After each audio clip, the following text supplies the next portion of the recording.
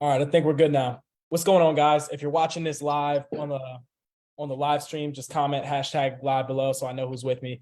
And if you're watching it on the replay, do the same thing, hashtag replay. I appreciate you watching wherever you're coming from. Also, let me know the city and state you guys are coming from. I like to hear from you guys and see what's going on. But, we got a little treat for you guys.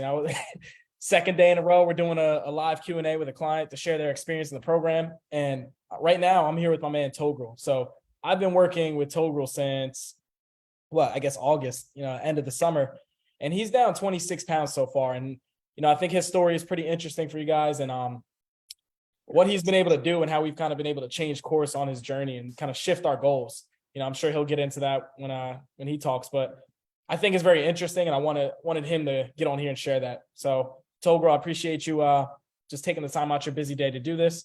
And while I have you on here, why don't you go ahead and tell them and start with, I guess, a little bit about yourself and your background and what you do for work, because I know, we've had plenty of conversations off the record, and I'm sure you'll be able to relate to a lot of the people out there who want to get in shape.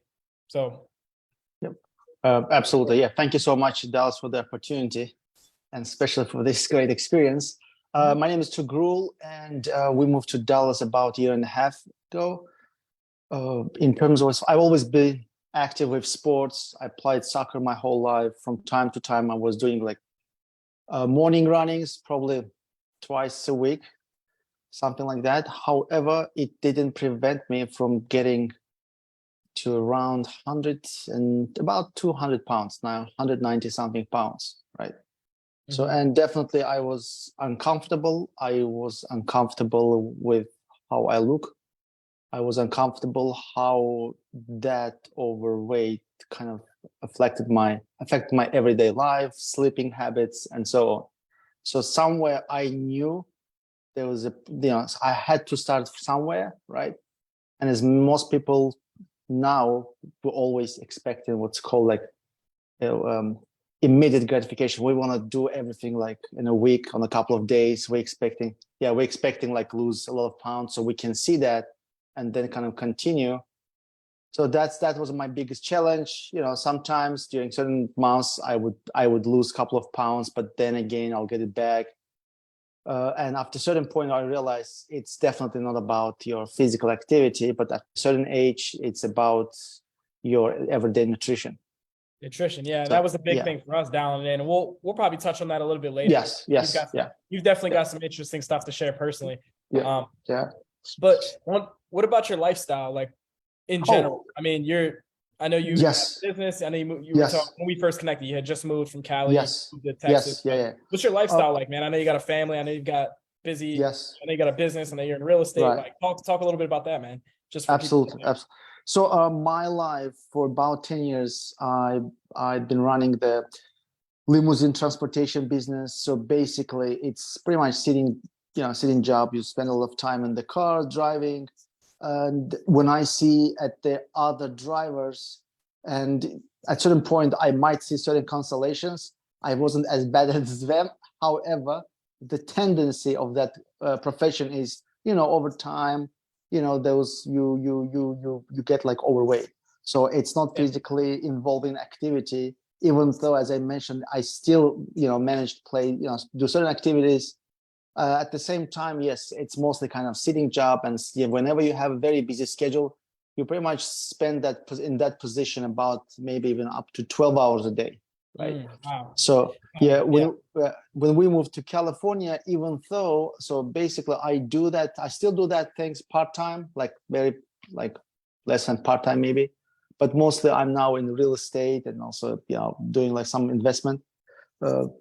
But again, you spend a lot of time behind your desk, I'm right now at my in my office behind the desk, right? And again, it's sometimes you lose that perception when you you forget what you're doing. You're kind of in a what's it called in a kind of rat race, right? You're trying to provide for your family, and you forget hey, how about yourself, right?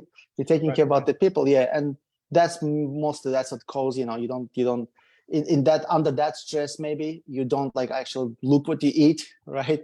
So that's when you add all those things, it's actually major contributing factor to your declining health or physical appearance. No, absolutely. I mean, Yeah. you started off by saying how, like, I guess even though you were running and doing some things consistently, it didn't keep you from gaining weight, and you know you didn't like how you felt and looked at that rate, but or at that weight rather. But even with you running the business and being in real estate, like sitting behind the desk 12 hours a day, I think a lot of people out there can really relate to that. Just having that overall sedentary lifestyle and feeling like there's no time to dedicate to your health, and just doesn't feel natural because you're, like you said, you're in the rat race. You're not worried about going to the gym and eating right. You're worried about providing for your family, doing what you got to do at work and in the business, running around, showing houses, meeting with brokers and stuff like that. So yeah, I could see how this could get pushed to the back burner for sure. So with that said, where would you say you were at with your health and fitness prior to us starting? Because I know you were right around 200 pounds, I think, when we started. And you lost a lot of weight now, but I remember you kind of saying like, damn, that's the number I don't want to go above. So in your own words, like, where would you say you were at health and fitness wise? Like, what was your energy? How were you feeling, looking, all that kind of stuff? That's a great question. So again, when you in that what's it called, in that I would say certain marathons of activities, right? You don't even realize how things going really not very well for you, right? So, and you're always looking for certain thoughts that come to you, like you kind of try to justify, you say, hey, yeah, listen, I'm still doing running, right? Once a week I play soccer with friends. Hey, listen, right.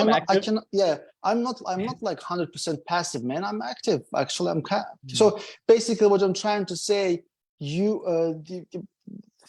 myself in that position, I didn't realize in order to achieve something, there has to be what's it called, system in place, right? So random activities, it doesn't count. It will get you nowhere. And however, it's a biggest trap for people probably like myself, right? Yeah. And especially people who have been very active in the past in terms of like physical activity. And you say, hey, listen, I'm still doing that. I'm okay. Yeah, you like bullshit yourself, right? Yeah, exactly. That's exactly right.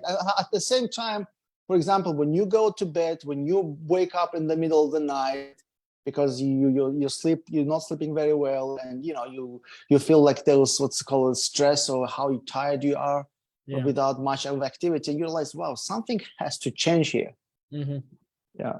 So so basically before we started working with you, Dallas, it was that condition, and it was kind of it's back in your mind, it's a constant, like you have to change something, and then you try every time you postpone that, and then you feel a pain of postponing that, and then you realize, hey, listen, there has to be the earlier start, I bet I'll get to the point when I feel comfortable and stress-free, kind of, in that terms. So it sounds like you weren't sleeping well, you were more stressed, didn't like how you felt. Sounds almost more mental than anything. But no, I remember our initial conversation back in August, and I remember how motivated you were to get started because of what you just said. You were like, look, it doesn't get any easier the longer you wait. You kind of just hit that tipping point. So if you remember, I know we connected through one of my current clients named Clark. He was his dad went through the program, and now he's got a 6-pack, and he's gone through the program as well. And I know y'all work together, and he connected you guys. So he connected us rather. So I guess with what I do, the nature of what I do, being online and not knowing me that well, obviously you trust Clark and you've seen the results, but were you hesitant at all, like getting started down this path? Yes, again, so the biggest thing I think we all have, like, hey, I can manage that, right? That's a thing, right? I can manage that, and they can. So would you keep thinking like you could manage that yourself? At the same time, you see people around you who actually have never been very physically active. Like when I talk to Mindy or to Clark, I realized, hey, basically when I talk to them, right, like we're grabbing coffee together and we start that conversation. And that's actually how it started. And you realize they don't physically active. They by no way they involved like yourself, right? They say, hey, I'm doing much more activities, but how come those people achieve results and I don't, right? So basically you slowly but surely you get to the point that there's a system, there's accountability. There are certain things has to put in the place. Like in every sport or business achievement, you have to have a system. Now, even in business, when you start a business, it gets to the point when you have to come up with the system. If you don't have a system, most likely, as a statistic says, like about, I don't know, 75%, they close in the first 4 years, something like that. Yeah. So that's a lack of system. So again, you come to the point, you're overweight, so first you determine your problem, right? You see the problem, you cannot hide it, right? It's there. And hide it. Yeah, it's a physical problem, right? Because it's appearance. And also it's a mental, as you said, it's kind of mental problem. You see that thing connected to each other, right? It reflects on every single aspect of your life. And then you see people around you which kind of achieved the great results with consistency, with a system in place, with certain guidance. And that's when you realize, hey, it's not going to happen by itself. Right, and right. I definitely need, certain professional or opinion or support or guidance. Right. That's when it started kind of like changing for me. I realized, yeah.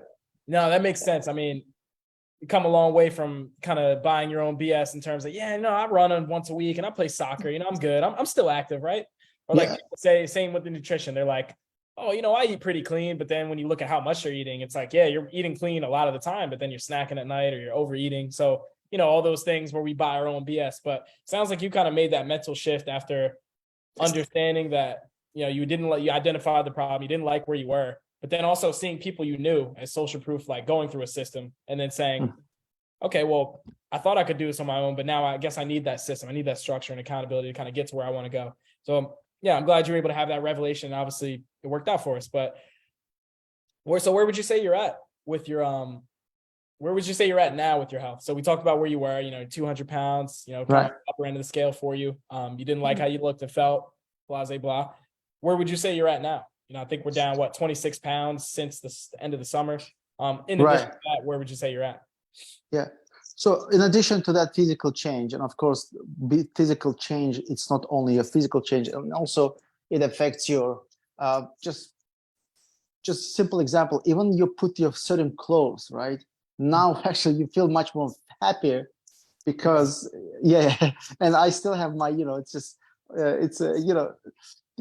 sometimes you go to the mall, they have a great campaign, they're selling a really great brand for a low pricing, and you say, okay, I'm gonna buy it, but looks like it's 2 sizes smaller than you, and you say, oh, I'm gonna lose weight, So yeah, you try to fit into it later, you kind of I'll get down to that.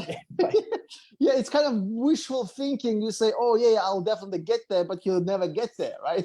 So here's the thing, I was keeping those stuff for myself, and now so basically whenever I wake up, I go to my wardrobe, I put myself, I feel how comfortably now I put in those stuff, right?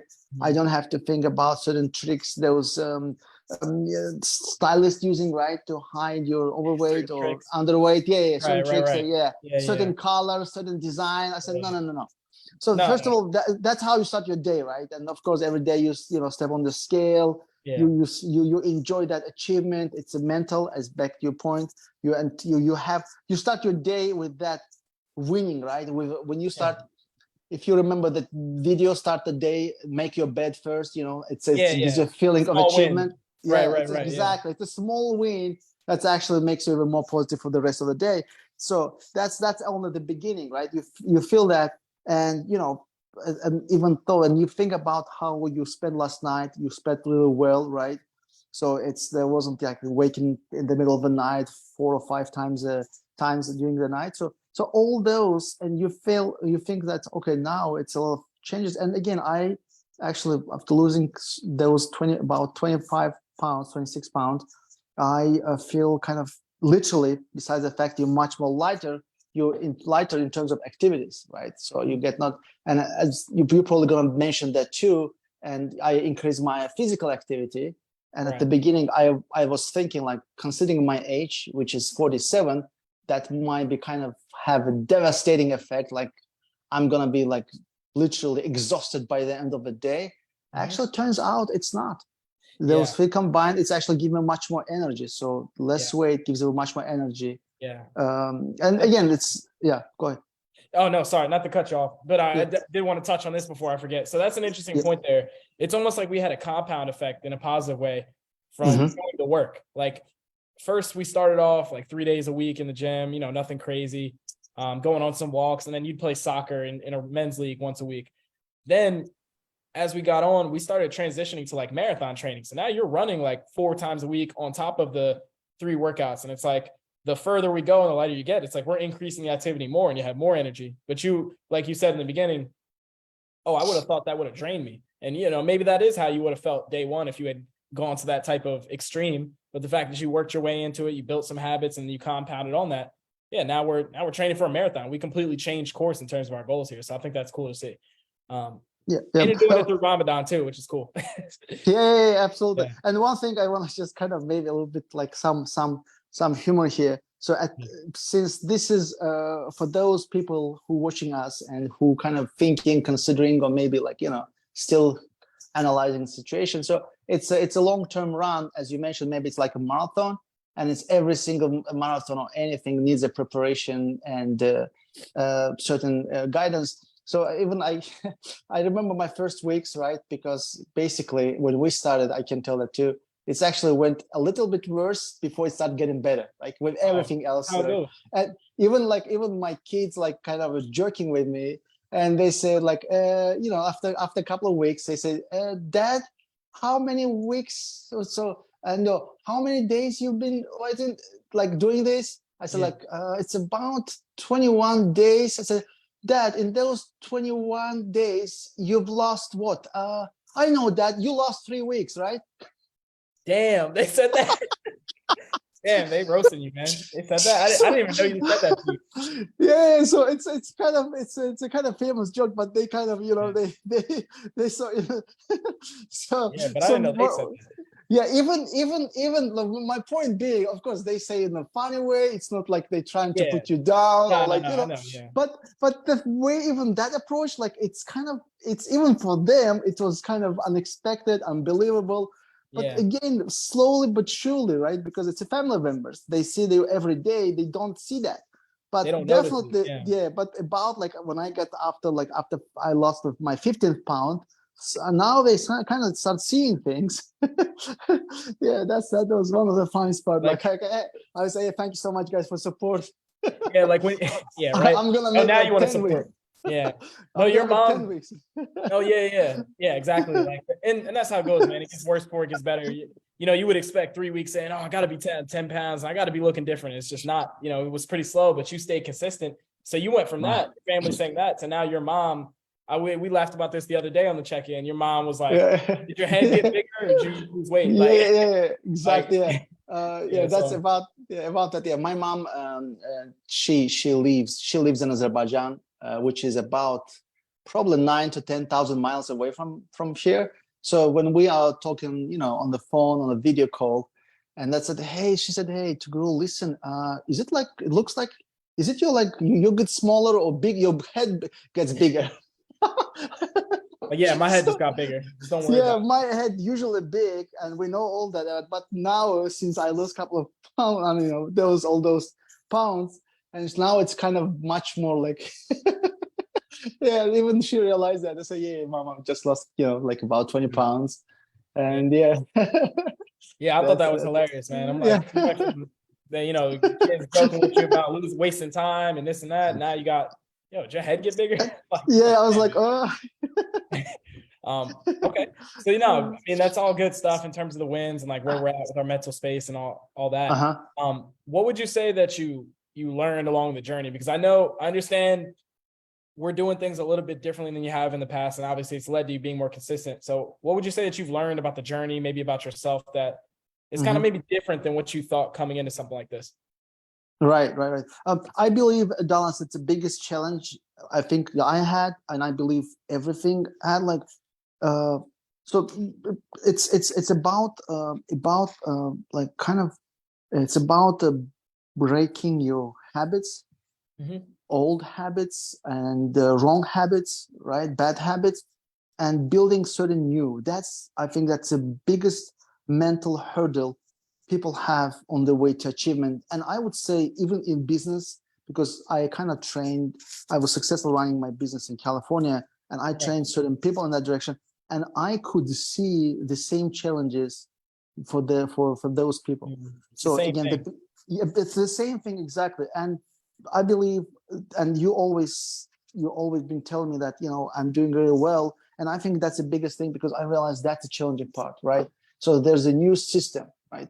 Basically, as they say in selling, in the salespeople, they say either you sell the customer or customers selling you the thing they don't need it, they don't want it. So it's kind of, it's either way. So either you understand that, hey, this is a system, I cannot do like randomly here and there. It's a system. It's a system that over time easily transforms into habit.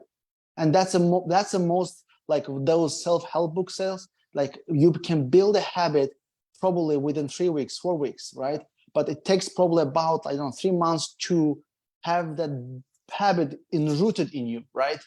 So you build the habit, and then you instead like you have to follow that habit, so it's deeper in you, especially when it's a good habit. So I believe that's a mental problem I had at the beginning, like everybody has, and I just kind of it wasn't like I'm having really pain. It's a mental thing when you decide it. I think it's Tony Robbins said that. He said in the moment of decisions, right? That's when that's when your destiny is shaped, right?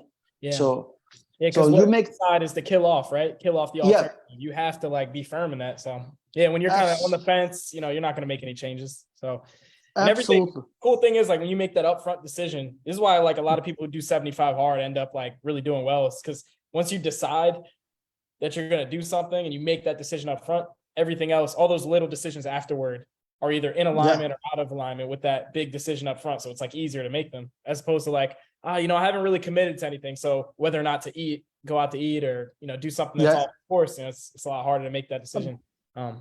Also, I'm going to mention about things, since you mentioned Ramadan.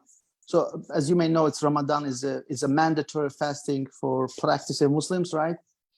So, and I remember like about 10 years ago, Ramadan was in a summer month. And the summer month for North Hemisphere is the hardest time because it's the hottest day, right? But here's the thing I realized. When you plan, it's a mandatory thing. When you plan ahead of time, when you make that in your mental, say, hey, no matter what, I'm going to fast because I have to, right? There's no other. So when you have that in your mind, it actually becomes much, much easier, right?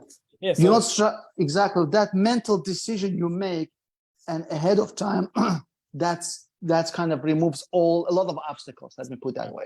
Yeah. So I guess the big things I'm getting from your answer about what you learned is like, number one, you got to make a decision, right? Like you're not going to half-ass your way through this without any intention and do a bunch of random stuff and expect to get to where you want to go. At least not fast. You're not going to do it that way. The second thing is almost like buying into the long game. I think a lot of people get attached to certain strategies. They're more focused on what to do and finding the perfect thing that's going to work for them, right? Trying all these different things, but it's not about what you do all the time. Obviously it matters, but it's not necessarily about the strategy. It's about the habits.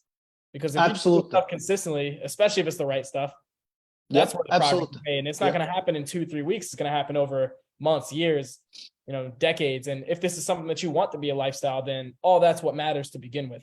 And you have plenty of time. There's no pressure on getting to a deadline by a certain date unless you have to. But yeah, I think that's really solid takeaways. Why don't we finish up with a piece of advice, man? Like what's one thing that you would tell yourself 6 months ago? I guess that's when August was, about 6 months ago or so. Or anybody who was in your position where, you're working 12 hours a day, you're sedentary, you kind of don't know what to do for your health, you're kind of going through the motions and you're overall not happy with how your health and fitness is going. What's like a piece of advice you would give maybe that young version of yourself or somebody else in that situation?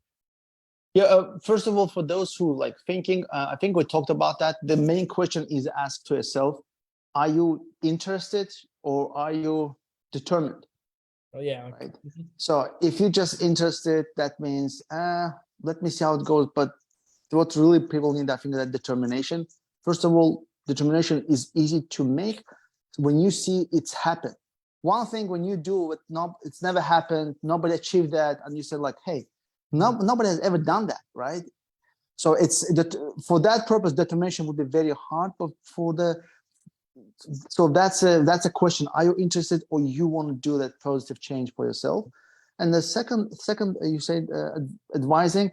It's always better, as they say in medical field. It's always easy to prevent, like to do what's called a prophylactic work, right? Yeah, Before be it proactive gets instead of reactive, yes. right? Yeah. Yes, exactly. Be proactive. So it's always do prophylactic work to preventing certain things than to deal with it much less. So it's when you look about disease, right? Hey, this is the actions, small actions, right? You'll do. It's back to your point. It's a compound effect, right? Small actions you're gonna take every day to prevent down the line, which is gonna combine. It's a what's it called? It's a snowball, right? Snowball effect. When it gets maybe at certain point even irreparable, right? Certain things you got over time, it's irreparable. But again, that's my advice. So it's take even though they say don't take life seriously, you're not gonna get out that life alive. But still, I would say take your life seriously. it's something, it's something worth it. Yeah. No, that's all solid advice, especially proactive. And, no, sorry, you're gonna say something? Yes, absolutely. And back to the point, I'm so sorry, but as you mentioned, first step is to make that decision. The second is just now to find the system. And I think system without accountability, without certain checkpoints, right? Check and control point, check and balance, if we will, as our government, that would be like traveling nowhere. So important to have that person, that teacher, that someone who you can talk, you can who can push you, motivate you, give you new goals to achieve. That's very important. Yeah, perspective. Yeah, I mean, of course, I agree with that. But not everybody needs that, and that's fine. But it does help bring the best out of some people because a lot of people know what to do, but because no one's talking about it, or maybe they don't have people that are supportive that they could talk to about this thing, or even just bounce ideas off of. It can be hard. I had pretty enough people around myself with a medical background, right? And they kept giving me nonstop advices. None of them followed their own advices.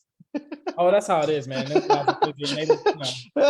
Well, look, so that's what's funny, another part. So basically, it's not just advice, it's not reading certain books, it's just following certain system that works. That's my moment. Yeah. Hey, let's go, man. Yeah, that's funny with the doctors. I remember us talking about that on one of our first calls. Like they don't take their own advice, or maybe it's not. I mean, granted, they're not professionals in that space. Like obviously they know about it because they went to school. They're professionals as physicians or whatever they studied in med school. So, I'll cut them some slack there, but come on, man, you got to follow. And again, knowing and doing, it's totally opposite. I would say even opposite, not only different, but sometimes it's opposite thing. It's not easy, man. It's gotta walk the walk. You're walking the walk now. Again, congrats on the 26 pounds so far. We still got some time to get our next level goals and run the marathon. So maybe we'll update you guys on that at some point. But Toghrul, I appreciate you joining me here today. And thanks for taking the time out, man.